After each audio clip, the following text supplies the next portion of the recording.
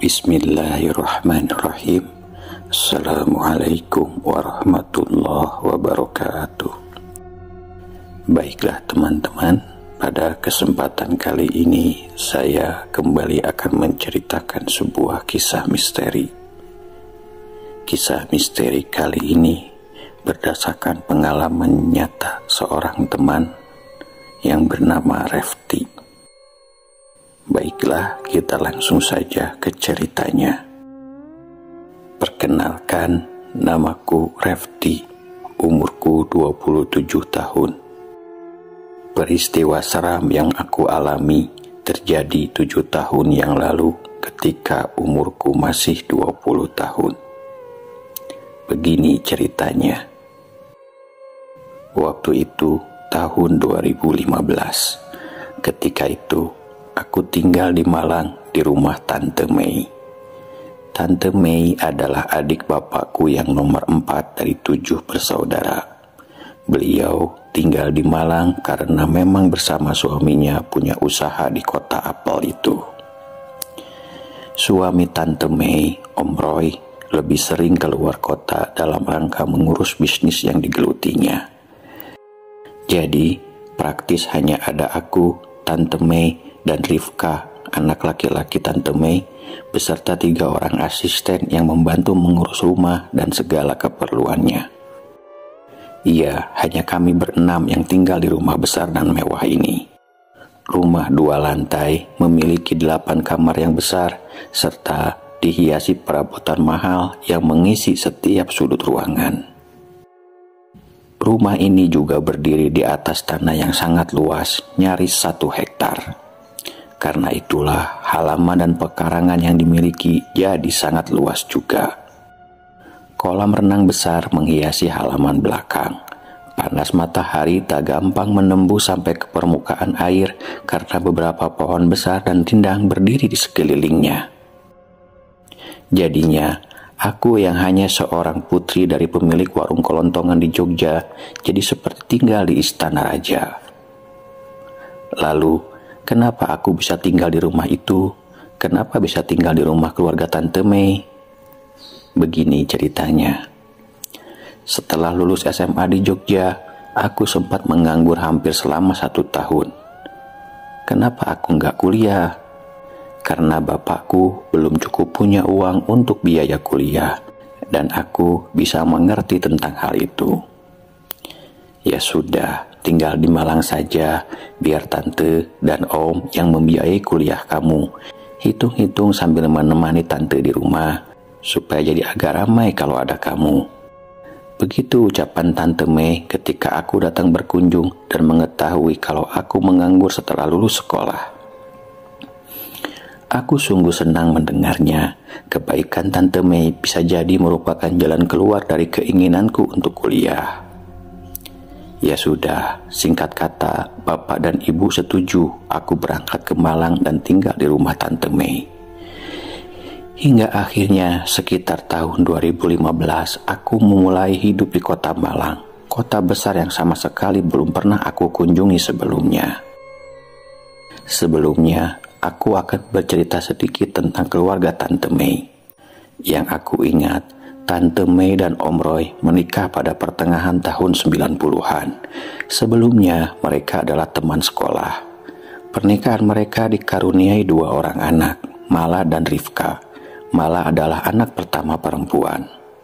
Lalu kenapa di awal cerita tadi aku hanya menyebutkan Rifka? Kemana Mala? Mala sudah meninggal tahun 2010 silam. Meninggal tragis karena kecelakaan motor. Jadi anak mereka hanya tinggal Rifka seorang. Nah, Tante Mei dan Om Roy ini yang aku tahu ceritanya dari bapak dan ibu. Sebelum Mala meninggal, hidup sangat pas-pasan. Tinggal di Malang, berpindah-pindah rumah kontrakan karena belum memiliki rumah sendiri. Seringkali aku mendengar kalau mereka meminjam dan meminta uang dari kakak-kakaknya untuk sekedar menyambung hidup. Begitulah, hidup mereka sangat pas-pasan waktu itu. Bapakku sudah beberapa kali menyarankan agar mereka tinggal dan memulai hidup lagi di Jogja saja daripada sengsara di Malang.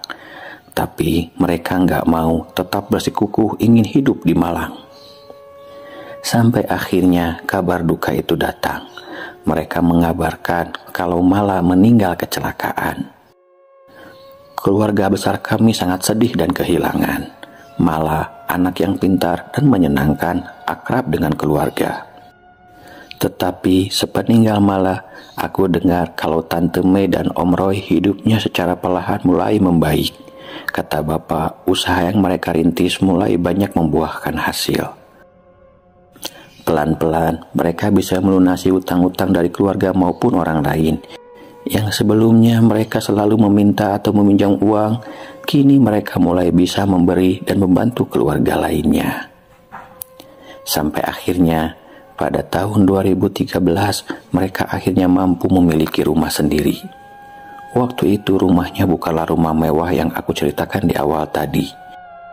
Masih rumah sederhana, tapi kata bapak sudah termasuk rumah mahal. Syukurlah kami sekeluarga besar ikut senang dengan keberhasilan Tante Mei dan Om Roy dalam hal ekonomi keluarga. Bapakku anak pertama dari 7 bersaudara. Mereka semua lahir dan besar di Jogja termasuk Tante Mei. Pada tahun 2011, adik bapak yang paling bungsu Om Seno terkena PHK di perusahaan tempat dia bekerja. Sejak itu dia pun menganggur.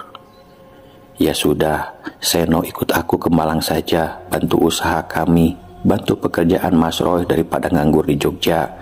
Begitu kata Tante Mei setelah mengetahui kalau Om Seno sudah nggak bekerja lagi. Begitulah. Akhirnya Om Seno berangkat dan tinggal di Malang membantu usaha yang dijalankan oleh Om Roy. Aku yang cukup dekat dengan Om Seno sedikit merasa kehilangan ketika dia akhirnya pindah kota. Umur yang tidak terpaut jauh membuat kami layaknya teman dan sahabat. Beliau adalah tempatku bercerita. Tetapi sekitar 6 bulan kemudian kabar duka kembali datang. Om Seno berpulang ke pangkuan ilahi. Dia meninggal mendadak karena kecelakaan kerja, terjatuh dari atap salah satu pabrik milik Om Roy. Saat itu adalah momen terburuk dalam hidupku, kehilangan Om tersayang secara mendadak. Aku kehilangan sahabat dekat, kehilangan tempat bercerita, kehilangan tempat berkeluh kesah. Lagi-lagi kami sekeluarga berduka cukup dalam. Lalu sekitar 1 tahun sepeninggal Om Seno, aku mendengar kabar kalau Tante Mei dan Om Roy sudah pindah ke rumah baru. Menurut cerita bapak dan adik-adiknya, keluarga mereka pindah ke rumah yang jauh lebih besar dan jauh lebih mewah, berdiri di atas tanah yang sangat luas pula. Yang sebelumnya hanya memiliki 1 asisten rumah tangga, kini mereka sudah dibantu oleh 3 asisten. Apakah kami senang? Tentu saja kami semua senang mendengar kalau ada anggota keluarga besar yang sudah sangat sukses dan kaya raya. Yaitu tadi, sampai akhirnya setelah lulus sekolah, aku ditawari untuk tinggal di rumah Tante Mei, ditambah akan dibiayai kuliah. Pada hari pertama aku tinggal di Malang, Tante Mei berkata kepadaku, "Kamu jangan pernah masuk ke kamar itu ya. Isinya perlengkapan kerja Om Roy. Nanti dia marah kalau ada yang masuk ke ruangan itu." Sebelumnya aku sudah diajak berkeliling, dikenalkan dengan 3 asisten, dijelaskan tentang seluruh kamar dan ruangan yang ada di dalam rumah yang besar itu. Kamar yang dimaksud oleh Tante Mei tadi yang gak boleh aku masuki adalah kamar yang ada di lantai atas. Letaknya di depan sebelah kanan dari kamar yang akan aku tempati nantinya. Pintu kamar itu tertutup rapat dan sepertinya terkunci, karena aku sempat hendak membukanya namun tidak bisa. "Ini kamar apa, Tante?" tanyaku ketika Tante Mei muncul dari belakang. Yaitu tadi jawaban Tante Mei. Katanya itu ruang tempat perlengkapan kerja Om Roy. Lalu beberapa kali seperti menegaskan kalau aku sama sekali tidak boleh memasukinya. Ya sudah, aku pasti menurut, gak akan berani untuk menentang omongan Tante Mei. Kamar yang misterius, begitu aku menyebutnya. Di rumah Tante Mei, aku disediakan kamar di lantai 2. Kamarnya besar, yang letaknya tidak jauh dari tangga, persis bersebelahan dengan kamar mandi.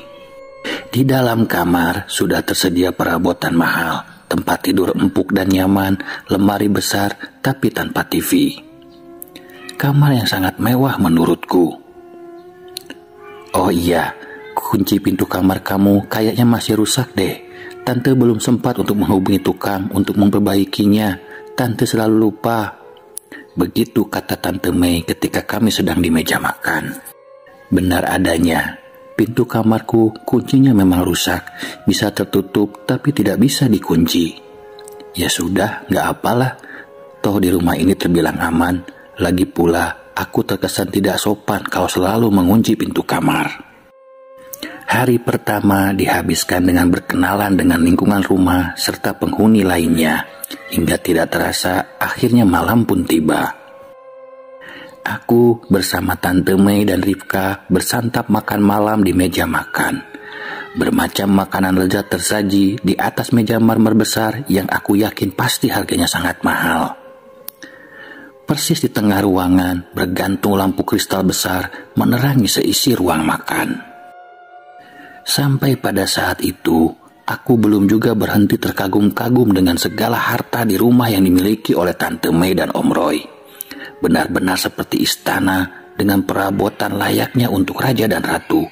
Sungguh kaya raya mereka. Ya sudah, kamu istirahat dulu sana. Pasti capek kan seharian ini? Tante Mei menutup percakapan kami malam itu.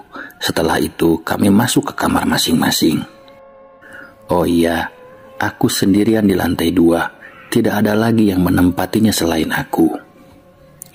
Tante Mei dan Rifka masing-masing kamarnya ada di lantai 1. Para asisten rumah tangga kamarnya di belakang terpisah dari bangunan utama. Jam menunjuk pukul 9 malam, aku sudah berada di kamar. Isi kepala masih terus saja berkutat pada kekaguman dan kekayaan serta kehidupan mewah yang dimiliki oleh Tante Mei dan Om Roy. Mereka pasti sudah sangat bekerja keras untuk mendapatkan ini semua. Itu yang ada di dalam pikiranku. Mungkin sekitar jam 11 malam akhirnya aku bisa tidur. Tidurku cukup nyenyak tapi tidak lama. Iya, tidur nyenyakku tidak lama. Sekitar jam 2 aku kembali terjaga. Saat itu aku beranjak masuk ke kamar mandi. Sejak masuk kamar mandi, sengaja aku tidak matikan semua lampu. Aku hanya menyalakan lampu kecil di meja belajar untuk sekedar menerangi, supaya tidak terlalu gelap. Sepertinya aku terbangun karena semilir angin dingin yang mengelus tubuh. Anginnya berhembus masuk melalui pintu kamar yang dalam keadaan terbuka.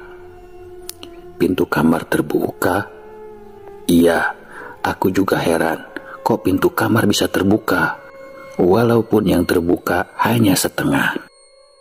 Padahal aku sangat yakin kalau sebelum tidur tadi pintu sudah dalam keadaan tertutup. Mungkin karena tertiup angin jadinya terbuka, begitu pikiranku. Karena pintu terbuka itulah aku jadi bisa melihat keluar. Celahnya cukup bagiku untuk memperhatikan gelapnya suasana luar kamar. Sangat gelap, ruang tengah lantai 2 memang sangat gelap. Tidak ada lampu menyala barang satu pun juga. Beberapa saat lamanya aku diam memperhatikan gelap di luar. Belum 100% sadar setelah terjaga, aku juga masih berusaha mengumpulkan niat dan tenaga untuk bangun dari tidur lalu menutup pintu. Seiring bergulirnya waktu dan mulai terbiasanya mata melihat dalam remang, aku merasa kalau ada yang mengganggu pandangan. Walau tak begitu jelas, tapi sepertinya aku melihat ada sosok di ruang tengah. Sosok itu berdiri diam memperhatikan aku yang masih terbaring di tempat tidur. Masih berbentuk siluet hitam, tapi aku jelas melihatnya. Siapa itu? Beberapa detik aku terus memperhatikan, sampai kemudian timbul niat mendekati pintu untuk memastikan. Bangun dari tempat tidur, lalu aku berjalan ke pintu. Tapi setelah sampai, tiba-tiba bayangan hitam itu tidak ada lagi. Sudah tidak di tempatnya lagi. Sudah lenyap, entah kemana perginya. Mungkin aku salah lihat. Begitu pikirku sambil menutup pintu rapat-rapat. Kemudian aku kembali tidur. Hari berikutnya aku jalani dengan kegiatan yang sedikit banyak menjadi kesibukan baru. Entah itu membantu pekerjaan rumah, antar jemput Rifka sekolah, membantu usaha Tante Mei, apa saja aku lakukan untuk mengisi kekosongan. Belum ada kegiatan perkuliahan karena waktu itu pendaftaran masuk universitas memang belum buka. Seiring berjalannya waktu juga, aku juga jadi lebih akrab dengan penghuni rumah, termasuk dengan para asisten rumah tangga. Mbak, memang kamar atas depan kamarku itu isinya apa sih? Kok sepertinya misterius sekali, gak ada orang yang boleh masuk? Tanyaku kepada Mbak Ning pada suatu ketika. Mbak Ning adalah salah satu ART yang ada di rumah tanteku. Oh, kamar itu ya Mbak. Saya juga nggak tahu pastinya. Lawong saya juga nggak pernah boleh masuk walaupun hanya untuk membersihkan. Pintunya kan selalu terkunci. Begitu jawab Mbak Ning. Aneh. Tapi ya sudahlah. Aku tak bertanya lebih jauh. Mungkin karena isi kamar itu sangat pribadi bagi Tante Mei dan suami. Jujur, selama tinggal di kamar atas, beberapa kali aku mendengar suara-suara aneh. Contohnya, beberapa kali terdengar langkah kaki naik turun tangga. Pernah juga ada suara pintu terbuka, entah pintu yang mana. Yang cukup membuatku merinding adalah beberapa kali aku melihat ada bayangan hitam tinggi besar melintas lewat depan pintu kamar. Pintu kamar yang tengah malam dalam keadaan terbuka, padahal aku yakin sudah menutupnya sebelum tidur. Mungkin rumah ini terlalu besar bagi penghuni yang hanya segelintir saja, jadinya cukup menyeramkan, begitu pikirku. Tapi seiring berjalannya waktu, aku berusaha untuk melupakan dan mengabaikan setiap keanehan yang kurasa. Ku coba untuk sibuk dengan kegiatanku saja. Tetapi ketika sudah hampir 3 bulan tinggal di rumah Tante Mei, walaupun tidak begitu jelas, pada akhirnya aku bisa melihat isi kamar misterius itu. Bagaimana bisa? Begini ceritanya. Seperti biasa, sekitar jam 9 malam aku sudah berada di dalam kamar. Hiburan satu-satunya adalah ponsel kesayangan sambil menunggu kantuk datang. Dapat dipastikan lampu luar kamar sudah dalam keadaan mati semua, hanya kamarku saja yang masih terang. Di tengah asiknya berponsel ria, selepas jam 10 aku mendengar sesuatu. Ada suara yang sumbernya dari luar. Aku mendengar derit suara pintu terbuka perlahan.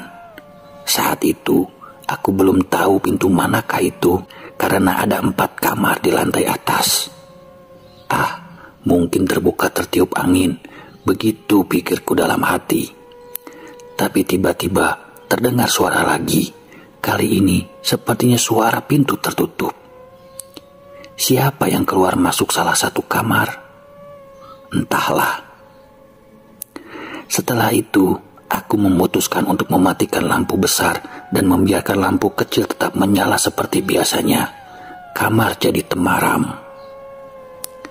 Ketika hendak merebahkan tubuh di tempat tidur, lagi-lagi terdengar suara pintu yang terbuka perlahan.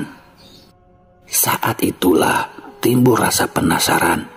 Aku berniat melihat keluar untuk mengetahui pintu kamar mana yang terbuka. Setelah membuka pintu dan melongok keluar, benar dugaanku. Di luar kamar sungguh gelap gulita. Hanya sedikit garisan cahaya dari luar rumah masuk melalui sela-sela jendela yang jadi penerangan. Untuk membantu penglihatan, aku menggunakan lampu dari ponsel yang ada di tangan sejak tadi. Cahaya terang ponsel menyapu setiap sudut ruangan lantai 2 yang luas ini, aku jadi bisa melihat cukup jelas. Hening dan kosong, tentunya itulah pemandangan yang ada di hadapanku. Sampai akhirnya pandanganku terhenti di salah satu kamar yang pintunya dalam keadaan terbuka. Iya, ternyata kamar yang pintunya terbuka adalah kamar misterius itu. Rasa takut dan penasaran, dua rasa yang berkecambuk dalam kepalaku. But in the end, penasaran mengalahkan segalanya. Akhirnya, aku memutuskan untuk mendatangi kamar itu. Langkahku pelan mendekat, tapi walau semakin dekat tetap hanya melihat pekat. Sama sekali belum terlihat isi kamar. Sampai akhirnya aku sudah berdiri tepat di depan kamar misterius itu. Pintu tidak terbuka penuh, hanya setengahnya saja. Lalu perlahan aku mendorongnya sampai terbuka lebih lebar. Ternyata aku belum bisa melihat dengan jelas isi kamar. Masih pekat yang kulihat. Kemudian aku mengarahkan cahaya ponsel ke dalam kamar. Dan pada saat itulah aku melihat semuanya. Yang pertama aku lihat adalah tempat tidur besar berkelambu di sisi kiri. Rangka ranjangnya seperti terbuat dari besi kokoh. Kelambunya yang bagian depan dalam keadaan terbuka, sehingga aku dapat melihat kasur di dalamnya. Di atas kasur bertebaran banyak kuncup bunga. Tidak tahu jenis bunga apa, tapi akhirnya aku tahu dari mana asal wangi bunga yang beberapa kali tercium di lantai atas. Dinding ruangan tertutup seluruhnya dengan kain berwarna hitam. Kain hitam itu menutupi sampai ke langit-langit. Di sebelah ranjang ada meja besar yang di atasnya tergeletak banyak benda-benda aneh dan seram. Beberapa di antaranya aku tidak tahu benda apa. Ya Allah, ruangan apa ini? Aku bergumam dalam hati. Walaupun belum sempat terlihat semuanya, tetapi aku sudah berniat untuk kembali ke kamarku saja karena aku takut. Tapi belum juga kaki ini melangkah, tiba-tiba aku mendengar suara. Ada suara seperti menggeram, pelan tapi terdengar jelas. Refleks, aku arahkan cahaya ponsel ke sudut kanan kamar, karena menurutku suara itu berasal dari sana. Detik berikutnya, jantungku seperti berhenti berdetak. Aku kaget ketakutan. Ya Allah, aku melihat ada makhluk hitam, tinggi besar sedang berdiri di pojok kamar. Sebegitu tinggi hingga kepalanya nyaris menyentuh langit-langit. Sungguh sosok yang sangat menyeramkan. Melihat itu semua, aku langsung lari menuju kamarku. Setelah sudah di dalam kamar, aku lalu menutup dan berdiri bersandar pada pintu karena aku sadar kalau pintu kamarku ini tidak bisa dikunci. Aku menangis pelan ketakutan, tapi walaupun begitu, aku masih bisa mendengar suara dari luar. Suara pintu yang perlahan tertutup. Aku yakin itu pintu kamar misterius yang baru saja aku masuki. Setelah itu, semalaman aku duduk bersandar di pintu hingga pagi menjelang. Sejak itu, aku menyebut kamar misterius itu dengan sebutan kamar gelap.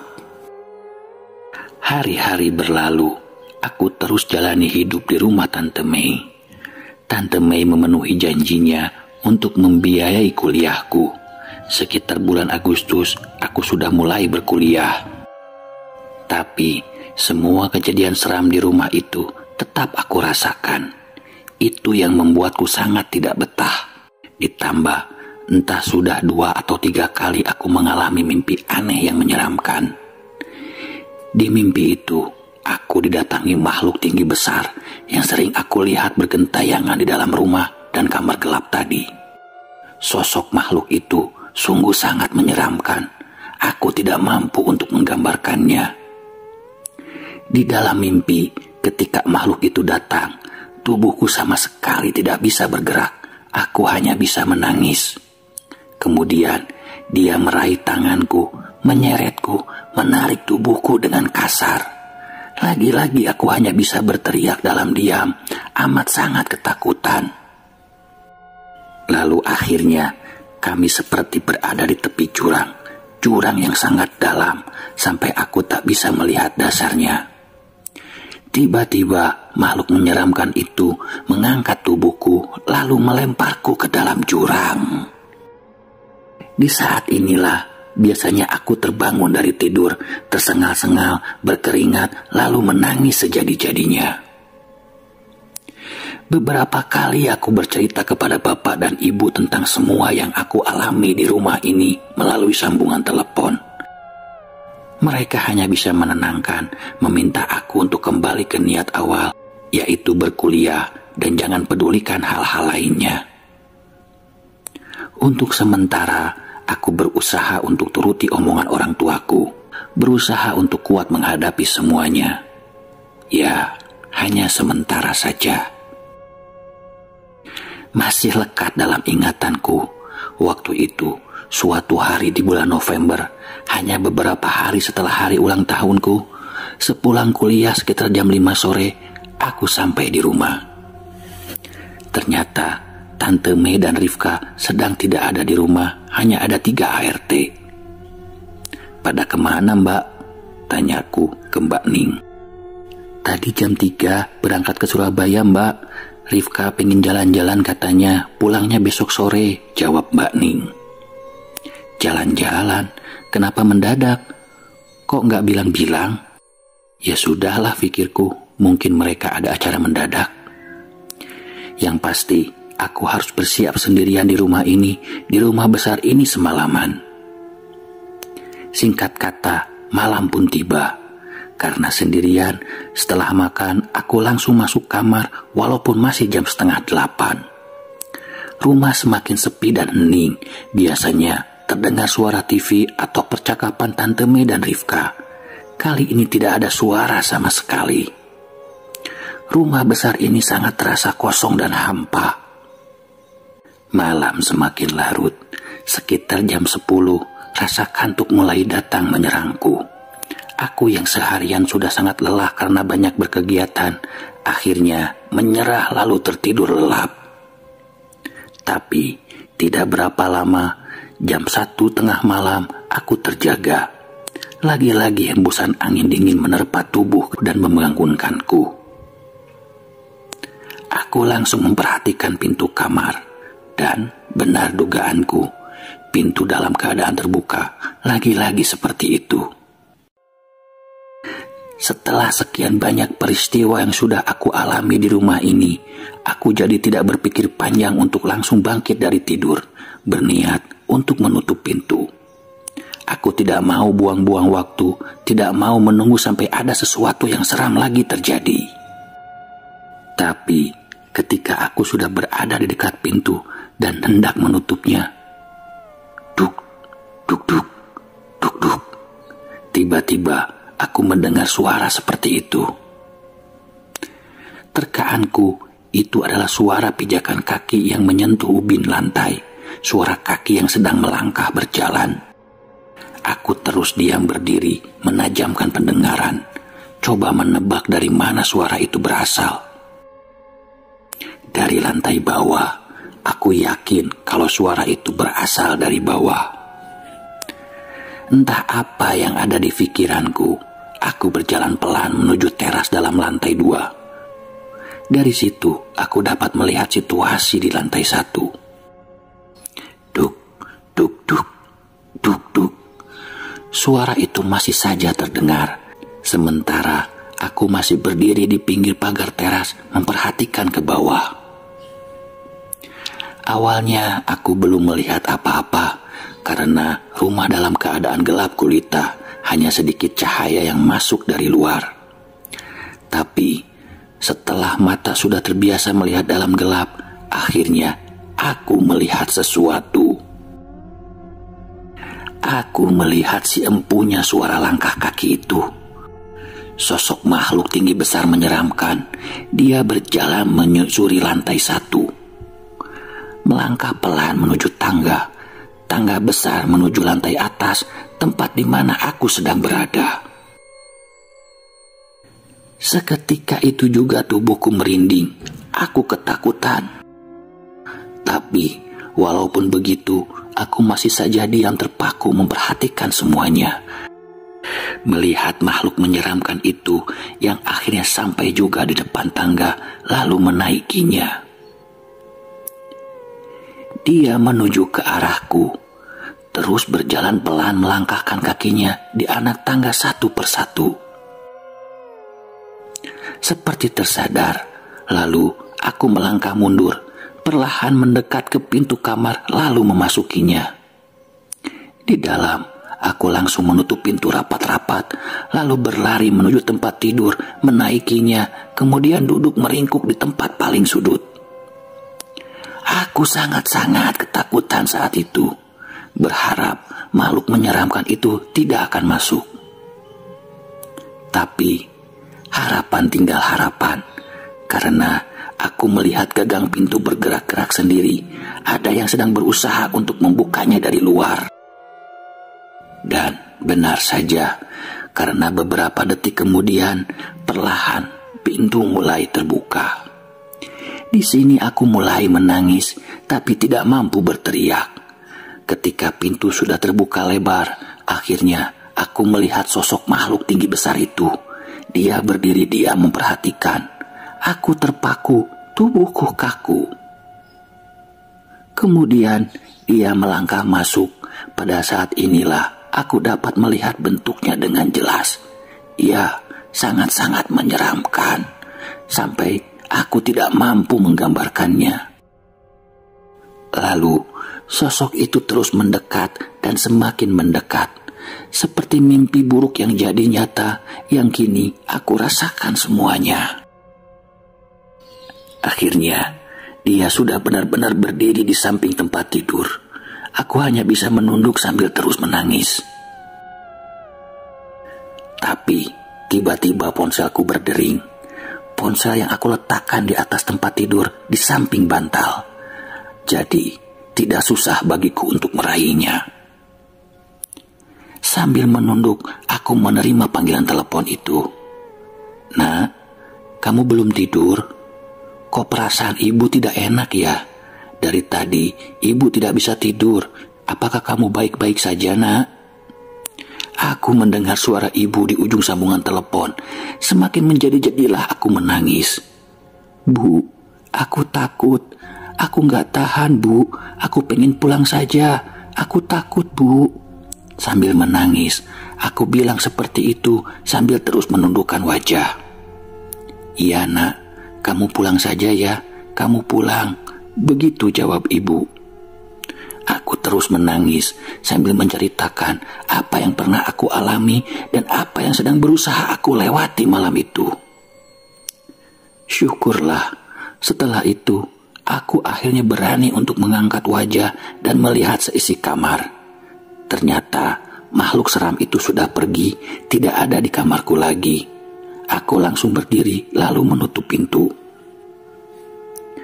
Malam itu aku ditemani ibu sampai benar-benar bisa tertidur. Di keesokan harinya, tiba-tiba bapak datang pada sore hari. Aku sangat senang melihat beliau, langsung aku peluk erat-erat tubuhnya. "Pak, aku sudah tidak kuat lagi. Aku mau pulang saja, Pak. Tolong bolehkan aku pulang ya, Pak," ucapku sambil menangis sesekukan. "Iya, Nak. Bapak juga datang untuk menjemput kamu kok. Bapak dan ibu sudah tahu semua. Ayo kita pulang," begitu jawab bapak. Sore itu juga aku pulang ke Jogja bersama bapak, meninggalkan rumah Malang dengan segala kengeriannya. Alhamdulillah, terima kasih ya Allah, aku masih diberi kesempatan untuk hidup. Terima kasih, aku masih terselamatkan. Nah teman-teman, begitulah kisah seram yang dialami oleh Refty. Semoga ada hikmah yang bisa diambil. Billahi taufiq wal hidayah. Wassalamualaikum warahmatullahi wabarakatuh.